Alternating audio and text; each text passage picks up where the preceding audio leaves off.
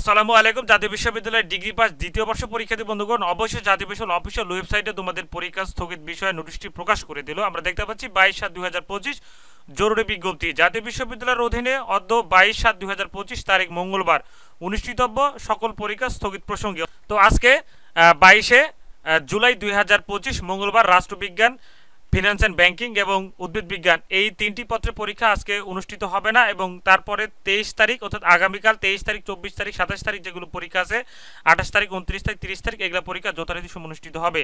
তো আমরা দেখতে পাচ্ছি জাতীয় বিশ্ববিদ্যালয় অফিসিয়াল ওয়েবসাইটে আজকে নোটিশটি প্রকাশ হয়েছে।